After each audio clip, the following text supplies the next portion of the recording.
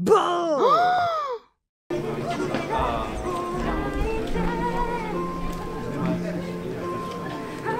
La fête du livre, le point de départ, c'est il y a 31 ans. Les habitants de Becherel qui ont créé la Cité du Livre, qui ont eu envie de fêter le livre dans le même élan et qui donc ont créé cette fête du livre. Le rôle de la Maison du Livre, et le mien particulièrement, c'est de coordonner l'événement, la programmation, assurer la programmation, la communication, tout ce qui va avec l'événement, en lien bien entendu avec les professionnels de la Cité du Livre. Voilà. Traditionnellement, il y a une thématique qui est choisie chaque année. Celle-ci, elle a été choisie il y a très longtemps, conjointement avec les professionnels et puis la Maison du Livre, c'est celle du temps. Donc l'idée, c'était de construire une programmation qui permette d'aborder cette thématique sous différents angles et aussi d'aborder différents styles liés à l'écriture et à la littérature, mais toutes les formes d'écriture, le graphisme, la photo, le croquis, voilà. Et bien sûr les romans, que ce soit historiques, de fiction, voilà. Donc c'était un thème qui pour ça était tout à fait adapté.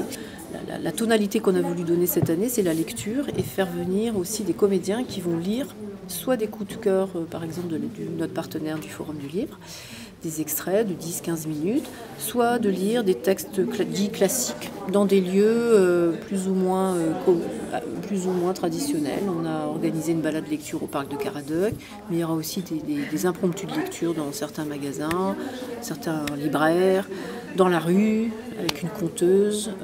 Voilà, c'est toutes les formes qui rendent dynamique le livre, en fait, qui permettent de rendre vivant le livre. Voilà. Le premier carnet, c'est plutôt les gens du village que j'ai dessiné. C'est marrant de tomber là-dessus ici parce que c'est pas un livre qu'on trouve. Non, nom d'hôtel en plus, c'est plus. C'est pas d'aujourd'hui.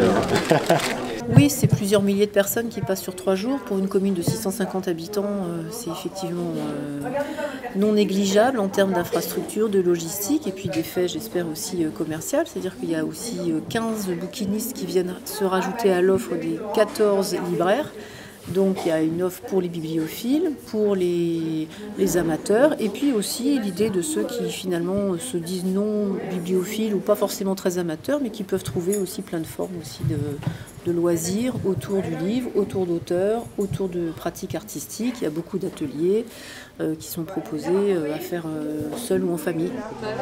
Et moi j'ai envie de couper quand même un peu les fils en dessous là parce qu'ils me gênent. Hein. Oui, je vais aller le faire. Là, on s'est dit que c'était... Ou alors il faudrait les accrocher. Le bleu là. Non, ce qu'on pourrait faire, mais c'est le bleu là. Une étude récente dit en tout cas qu'on ne lit pas moins, contrairement à ce qu'on pourrait croire.